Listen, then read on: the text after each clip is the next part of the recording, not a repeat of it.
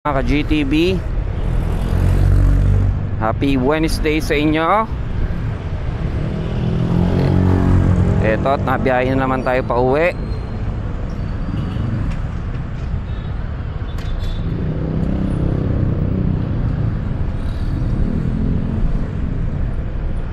Medyo matagal din tayong hindi nakapag-upload ng video kasi kahapon di ako nakapag video sa biyahe ko pa uwi.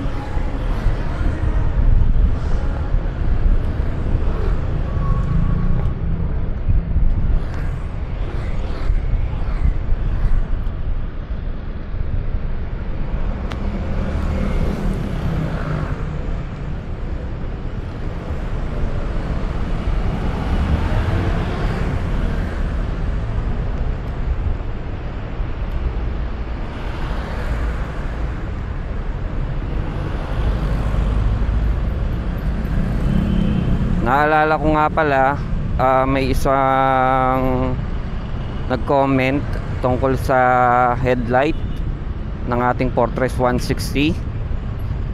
Bali ang ating Fortress 160 ay naka automatic on. So ibig sabihin, kahit umaga pa yan, pag binuksan mo ang makina, automatic magbubukas yung headlight natin, which is okay lang naman kasi sa batas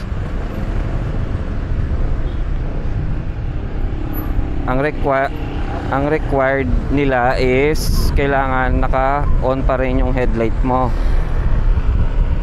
So sumusunod lang sila sa batas kasi pag ikaw ay nasita, napagtripan ka, masita ka, which is nasa batas naman na kailangan palagi nakabukas ang headlight, baka magmulta ka pa.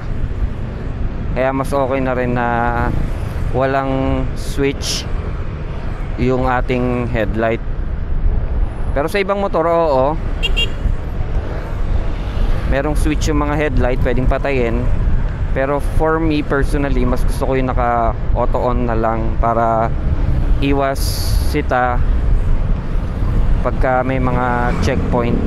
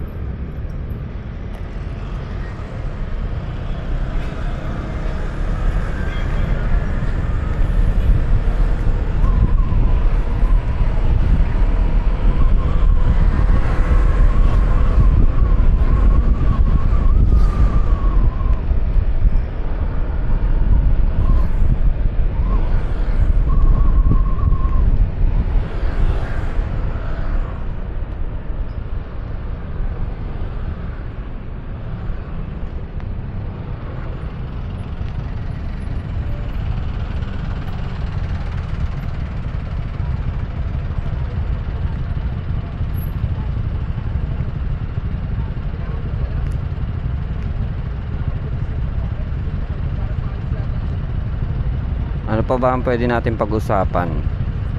Kasi kung titingnan nyo, bata pa rin tong motor ko. Total odo is 5.6 pa lang, 5.661 km. Mag 1 year na siya by November. Bali by November na ako gagawa ng full review ko para sa Fortress 160 natin. Okay, siguro bago mag November, I don't know, pero mga November yan, gagawa tayo ng video. Fuel consumption same pa rin. Naglalaro siya ng 35 to 38 kilometers per liter, depende sa throttle habit nyo. Pero kung mga short ride lang kayo, so expect na mas magiging makonsumo yung motor ninyo, lalo pagka mga short distance lang yung binibiyahe. Kasi ako, ang biyahe ko is 70 total papunta pa uwi. So kung short distance lang kayo, expected na bababa pa yung fuel consumption nyo, average fuel consumption pala.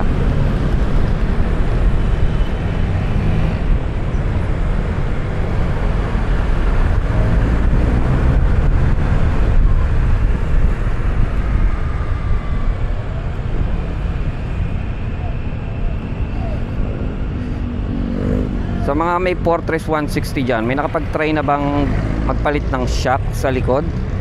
Okay naman yung shock niya, wala naman ako reklamo. Kasi pagka naangkas naman yung misis ko sa motor, hindi naman pangit yung laro ng shock niya. Pero still, I'm thinking na kung ano yung pwede mong ipalit kung sakali magkaroon ka ng problema sa stock shock natin.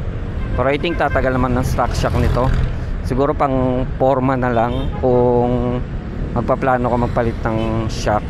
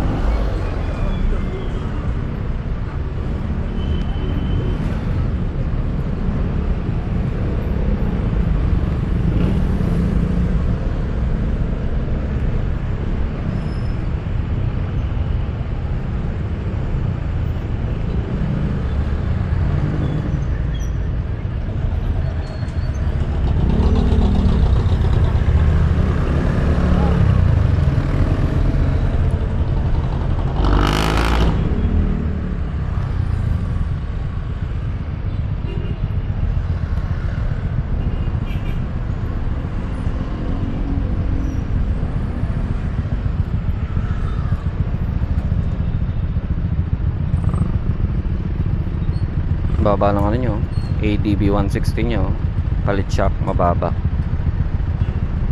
Kamusta kaya ano nito? Tapos nagpalit siya ng gulong, oh. Pero forma rin, ano, bumaba siya, oh. Baba siya, palit ng low profile na gulong. Ano to, flash beast tire. Ganda. Oh, flat seat pa. Super ano, super lowered ang tawag dyan. Sangka pa.